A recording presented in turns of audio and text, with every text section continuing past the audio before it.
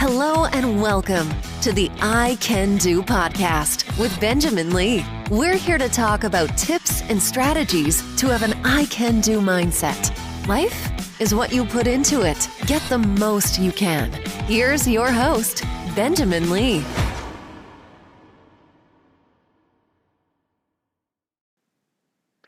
Tricia, welcome to the show. Thanks for having me. You are welcome. Fantastic. Thank you so much for being here. How is your week going? Tell us a little bit about what's going on with you this week.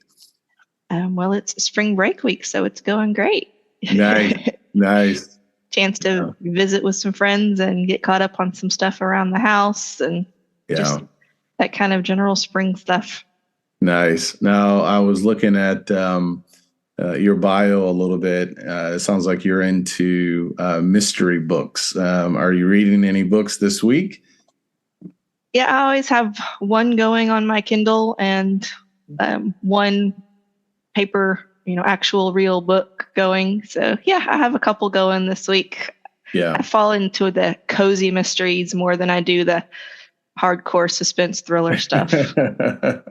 Now, do you have a favorite author that you like to read, or is it just whatever you see like on Amazon or Kindle? How does that work for you? I have a few that I'm always waiting for their latest to come out, but I oftentimes will just scroll through Kindle Unlimited and, find some that look interesting that I can rent for free and try them out and see if I like that author and that series and just kind of try new stuff. Yeah, that's great. I can remember when I was growing up, I grew up in central Illinois, and we didn't have a lot, but we had a library card. I don't know if those are still really popular today. We actually have a library card here in Louisville and in Denton as well. But the Urbana Free Library, we would go there often, and they'd have like different reading challenges and things like that, and summer challenges for kids. And I was always into Guinness Book of World Records. That was something I was always fascinated with. I want to say Where the Red Fern Grows, those kinds of books and things like that, sports books. But that really got me really interested and introduced to books. I love to read, and I'll buy books sometimes. I don't know if you do this too, and I may not touch them for a few months, but if I see something, I'll go ahead and get it. How did you get started on this path of loving books and eventually writing a book? Gosh, I don't know how I got started on the path of loving books. I've read for pretty much as long as I can remember.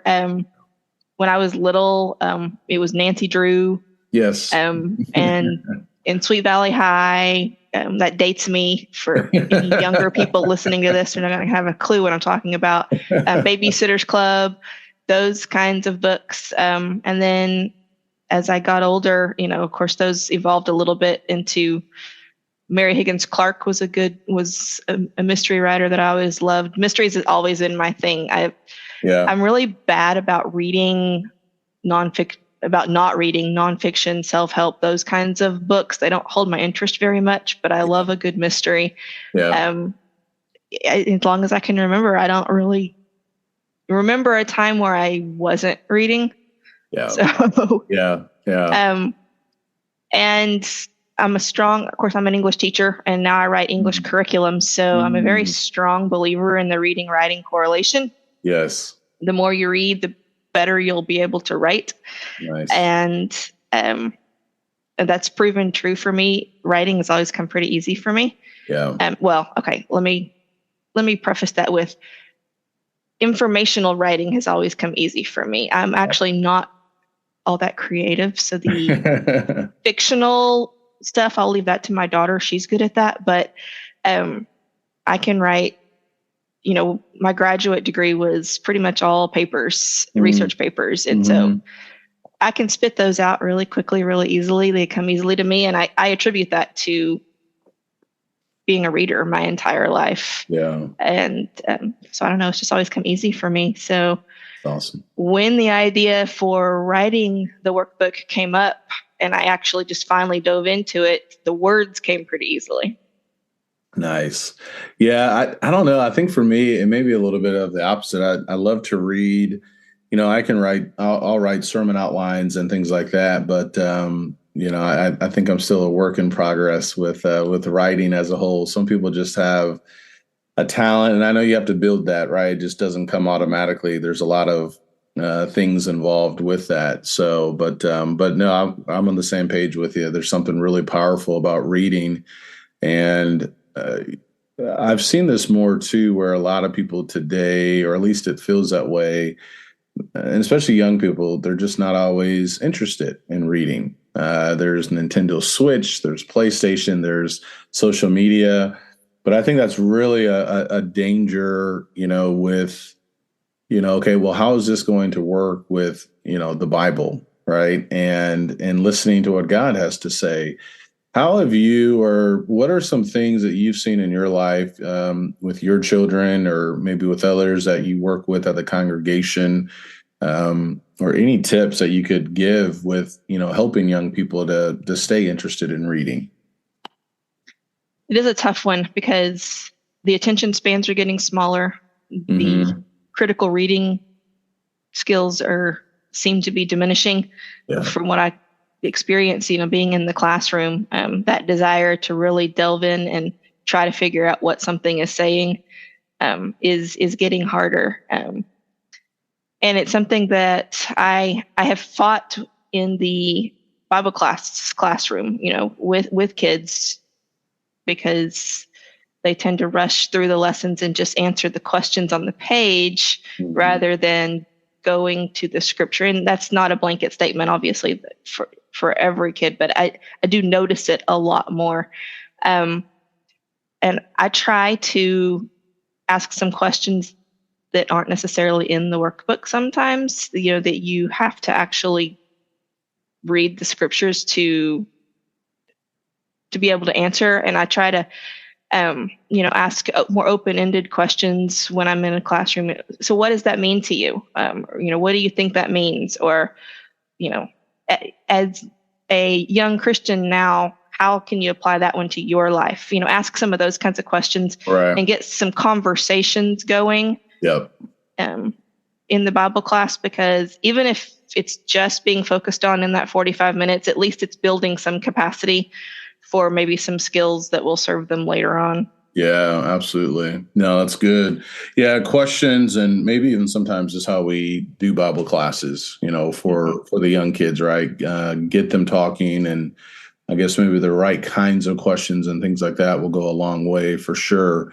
So you're in education, and how did you get on that path? Walk us through what got you involved with journalism and education and teaching.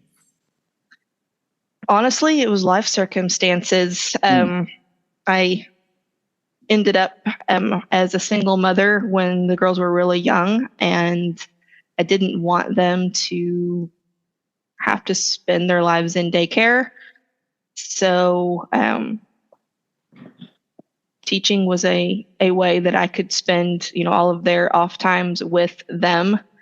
And it was something that I was fairly good at once I got into it. And so it ended up being a good fit. I was fortunate that it was a good fit for me. But it was life circumstances. I'd like to tell you that it was, that burning desire to teach the next generation. But honestly, it was life circumstances that took me there and trying to do what was best for me and my kiddos. And that's what got me there. But that background has helped me, I think, in teaching Bible classes and things, because you learn techniques, during professional development sessions in secular education. You learn techniques that are good to help you make things relevant to kids in the Bible class setting as well. So I think that it served me well in the Bible class setting as well. So I was fortunate there. Yeah, no, thank you for sharing that. I did not know that. So I appreciate that. I grew up in a single parent home for the most part as well. And my mom had a variety of jobs. She would clean houses for a span of time. We would go with her periodically, depending on our schedule. And she worked at she had an office setting type job as well, and then massage therapy. So I totally understand that, right? When you got kids at the house or the two of us and, just trying to figure out what to do. So yeah, thank you for sharing that. That's fantastic. You talked about life circumstances. Tell us a little bit about this book. So you're a Christian, now what? And this idea of preparing hearts for kingdom work. What were the circumstances that got you to this point? I know we talked a little bit about this. I guess it's been over a year ago. But share with the audience, what were some of those circumstances? When did you get the idea? You mentioned that you're not really creative, but obviously you have to be because you published a book and people are never going to do that. So I think you got to give yourself a little bit more credit, but take us on that journey. Well, it was, I guess, January of last year. I was studying with a young girl at our congregation. At the time, she had just turned 11. So she was very young, but she had, expressed an interest in baptism. And so we were exploring that, making sure that, she was, ready for that commitment and what that commitment was going to entail. And we were studying through the book that Mark Roberts has. It's the 5 lessons. I forget the exact title, but we were studying through that. And I was noticing that a lot of the questions she was asking me weren't really about baptism itself and the commitment there. She was getting that. She was asking me more things about later, I'm only 11. What can I really do, to help the church? And, things like, so when I'm at school, how should I do this or react to this or, things like that. And they were really good questions. And so I started just kind of tracking those questions. And I decided, she's got a lot of really good questions. And I bet a lot of other Christians that are baptized young have the same types of questions. And I started digging around, on Amazon and One Stone and the various places that I know to go to look for those kinds of workbooks. And I wasn't seeing a lot that was geared towards that age group.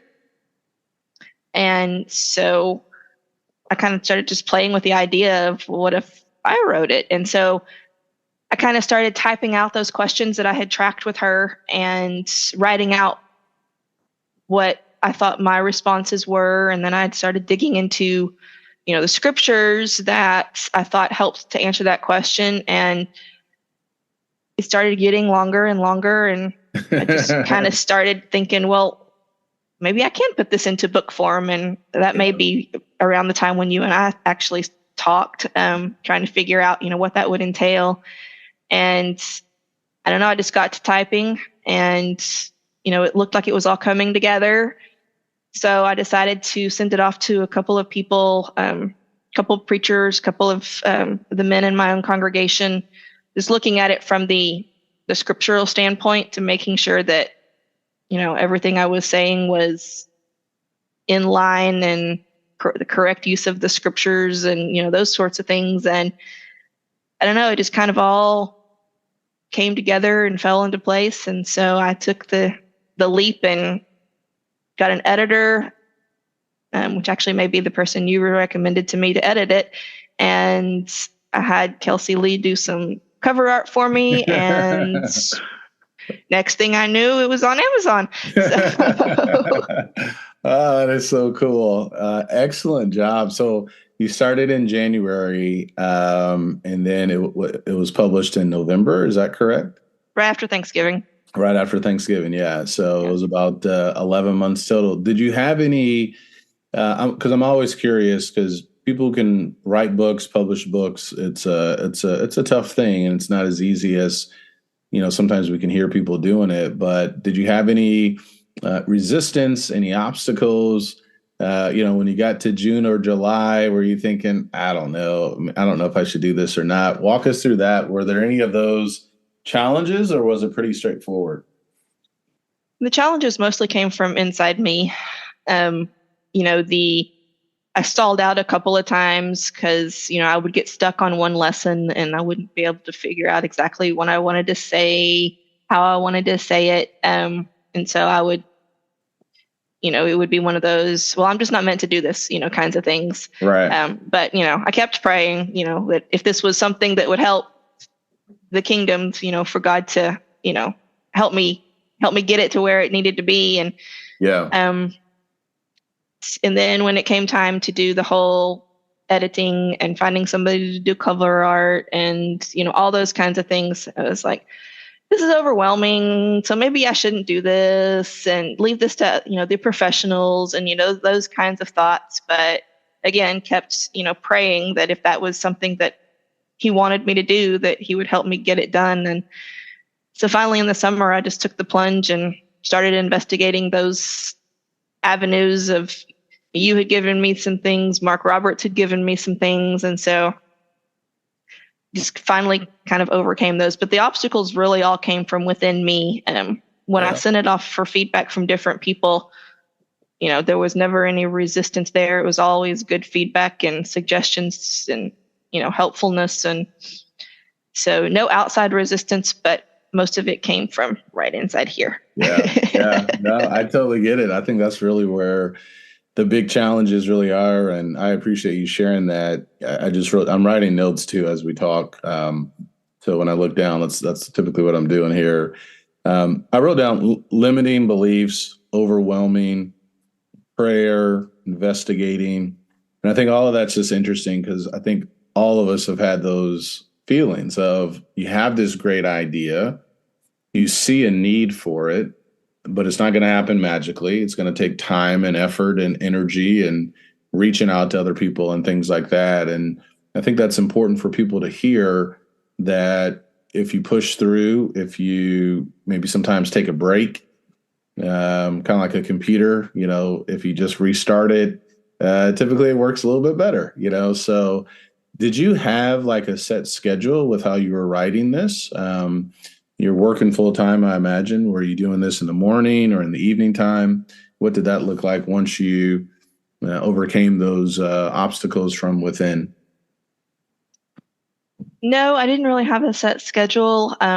When I would have some thoughts on, some of the topics, and I wasn't where I could, actually do any typing of it, I would, like jot down the notes to make myself remember so that I could go back to it later. Yeah. Weekends, I would spend a little bit of time like on a Saturday morning kind of thing, and get some of the thoughts that I had during the week out. Sometimes I would do some stuff during the week after I got home from work, but honestly, I sit in front of a computer for 8.5 hours every day. I don't generally get on one when I get home. Mm-hmm. So didn't do too much of it then, but I like paper and pen also. So there was a lot of writing out on paper and then transposing onto the computer screen, later. Yeah, absolutely. How did this journey, writing this book, impact your faith? I think one of the big ways was I know that God played a huge part in me getting it done.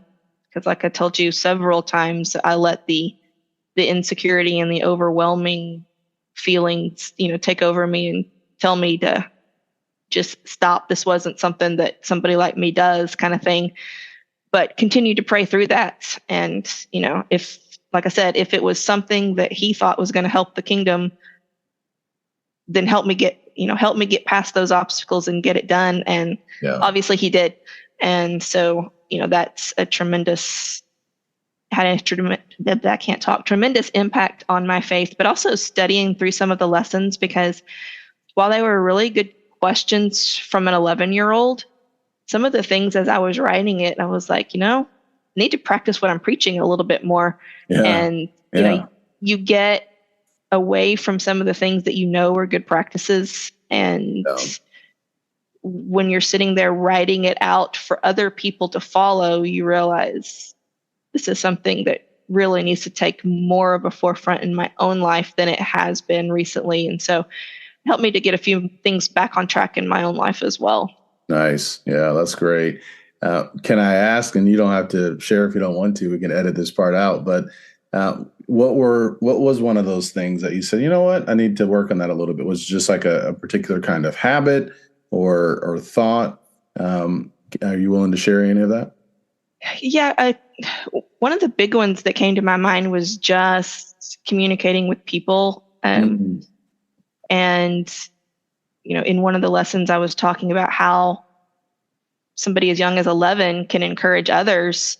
And, some of the suggestions that I gave were just greeting visitors, talking to people, at church. They love for, a cute little 11-year-old girl to come up and say hi to them. And sending cards to people when in good and bad, because we tend to send cards in bad. We don't always necessarily think to send good, cards in good. And those were two areas. As I was typing, I was like, when was the last time I sent somebody a card? And it had been a few months, and I'm very much an introvert. Doing things like what we're doing right now scares the daylights out of me. Does and it? talking to people that I don't know scares the daylights out of me. And but it's one of those things where, as I'm giving that advice to young people, I'm thinking, I need to get out there a little more and start, talking to people in the church building. And so it's helped me to I've set myself up a schedule where on Sunday nights, I have a list of people that are on my prayer list. I'll send out a couple of cards that I mail on Monday morning, and so I've gotten myself into a routine of that now. That it was a routine that I had at one point, but then it just kind of got lost in the shuffle. And so some of the advice I was giving helped me to refocus a little bit and put some of that back on the front burner for me too.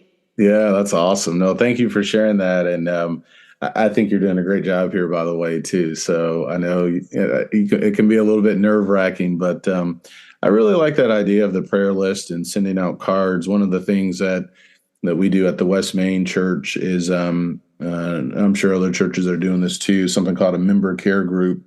So after after services in the morning, people are divided up into different groups, and we go back, and those who may have been absent or those who are sick or struggling with something, we just divide them up within the group. So somebody will either send a card like what you mentioned, or text or call or check up on them. And, those little things like that are really big things. It's like giving a cup of cold water. So thank you for sharing that example. I think that's something that is really good for young people to implement, but for all of us as well. So thank you for sharing that.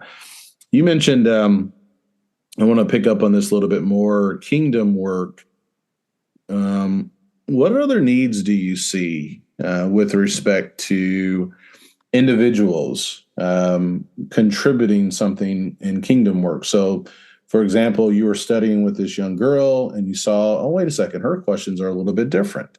There's other things. You and I have been to sacred selections, dinner functions, and we know the power of just two people, being passionate about helping babies and helping families. You've mentioned Kenny Embry, his podcast, and the influence of Nikki and I still talk about that. We always, whenever we hear now do good, we think about Kenny. Whenever we hear excel still more, we think about Chris. So podcasts are something that we can do to share the word of God, books, workbooks. Have you thought more about what other needs might be out there for individuals? And I think this is important. Obviously, there's things that we can do collectively as a congregation that we have authority for.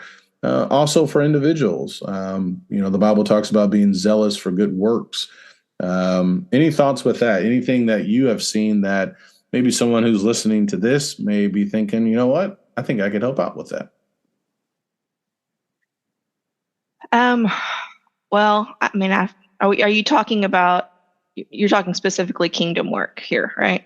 Yeah, but if you want to go in a different direction, please do. Yeah.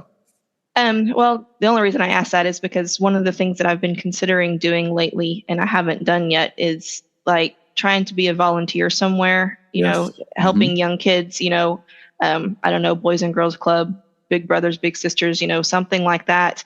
That's not specifically kingdom work, but it's kids that need mentors that aren't getting them other places where, I could potentially be an influence, spiritually, but even just morally and ethically, that sort of stuff. So I've been looking at that kind of thing and really feeling like I need to contribute more somehow, that kind of way.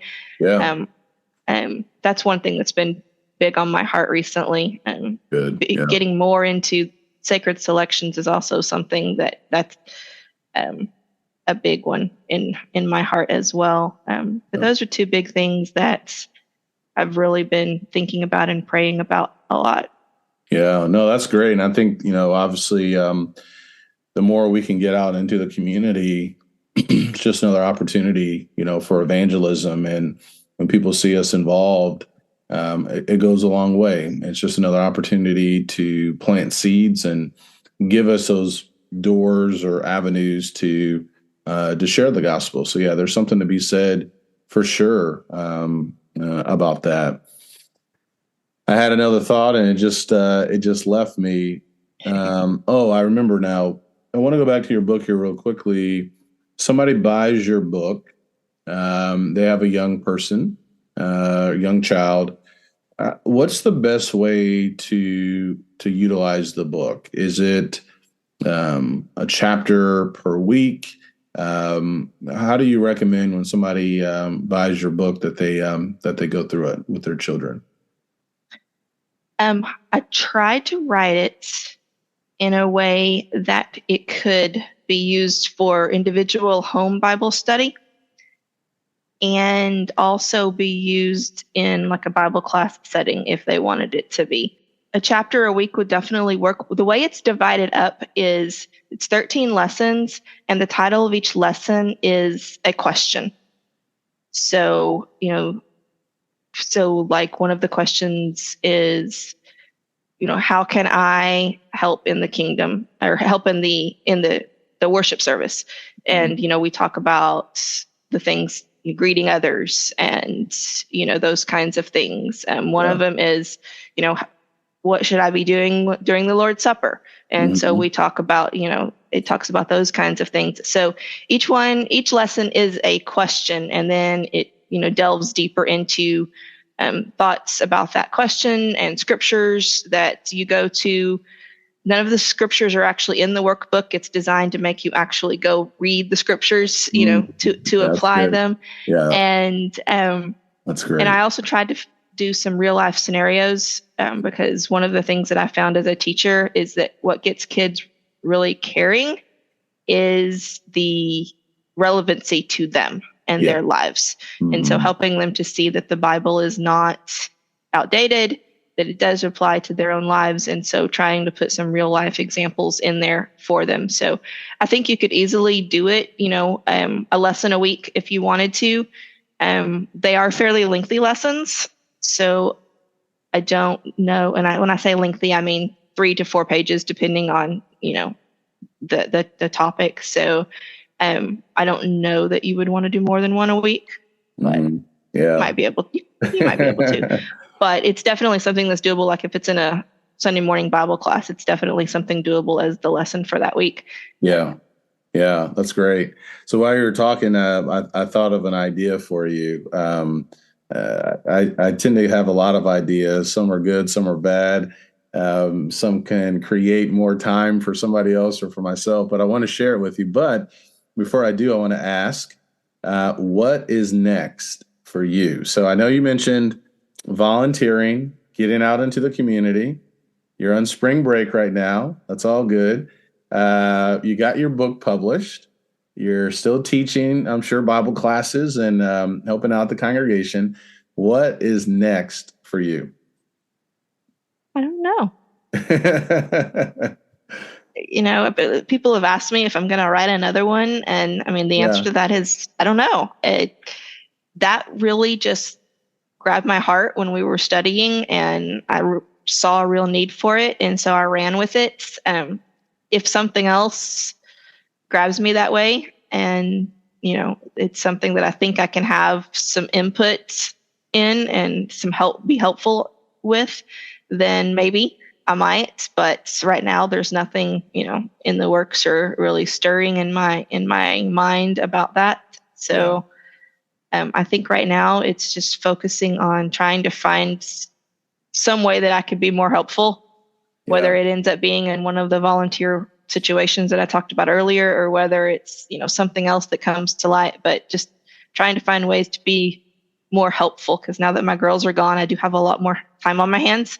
Mm-hmm. And I want to try to find a way to make more of that fruitful. And so don't have the answer for that yet, but I'm working on it.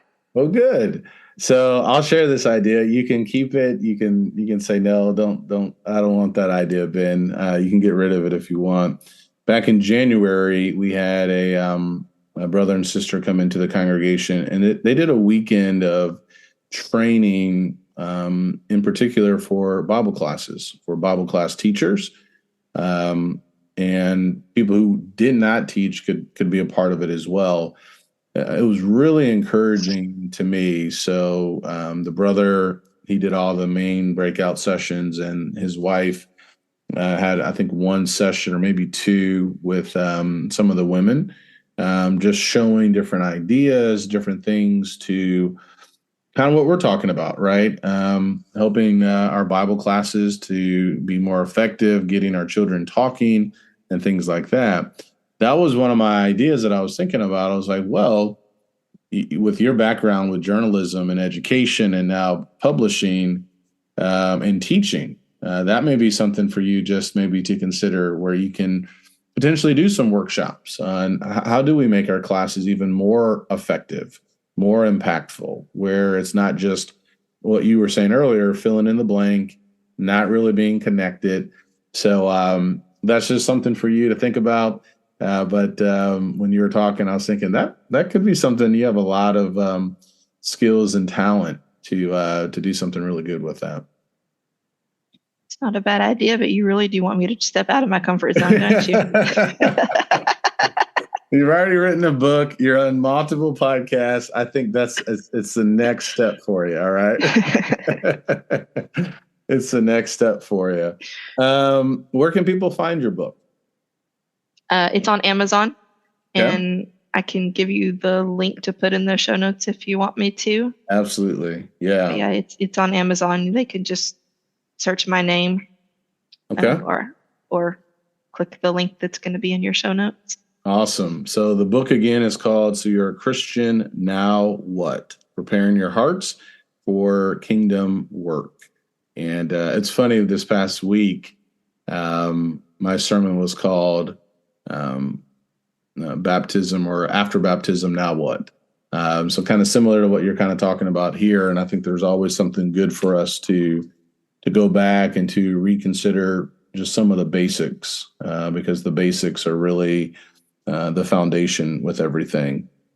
I do want to ask you one or two more questions, if that's okay. You have a lot of different passions. I was looking at that.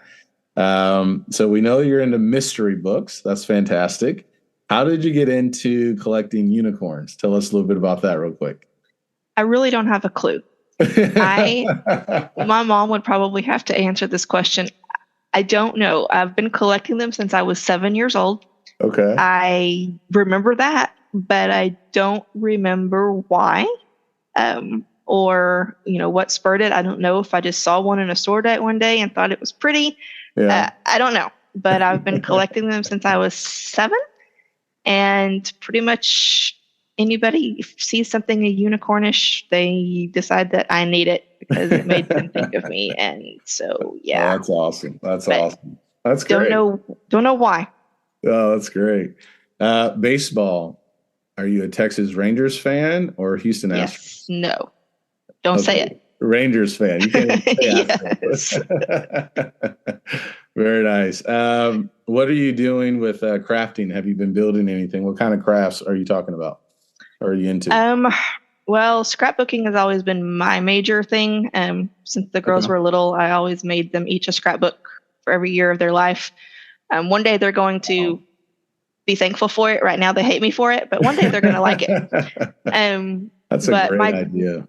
Yeah, my dad's a woodworker, and so I also have a lot of fun going over there and working with him in the shop and helping him with, some of the things that you'll see come across Facebook. I'll, play some part in helping him, and I like to play around on his Glowforge with him and things like that. Can't sew or crochet or any of those, but I can paper craft and I can help my dad woodwork. Very nice. If people want to find you, where can they find you? They can find your book on Amazon. Do you want people to find you? If you do, where can they reach out to you if they have any questions? I'm on Facebook just as Tricia Stahl, so you can be found there. And the email for my book is Tricia. It's TRICIA .Stahl STAHL 75 @gmail.com. All right, cool. I'll put that in the notes as well. I really appreciate you being on the show, and thank you so much for your work in the kingdom, and thank you so much for your example as a sister in Christ and as a mom and so much more. I want to give you the final thought. Final thought for our listeners. It can be whatever you want to share, and maybe it's something pertaining to creating something, something pertaining to your faith. A final thought that you like to share with everybody. I think one of the big things I've learned through this process is that we can do hard things. And if you have a passion for it, pray about it, and don't sell yourself short, because you can do things that you didn't think you could do. I never thought that I would publish any kind of a book in any sort of a setting. And, I did. So we can do hard things. And so don't give up on it. Pray about it and do it. Awesome. Tricia, thank you so much for being on the show. Thank you.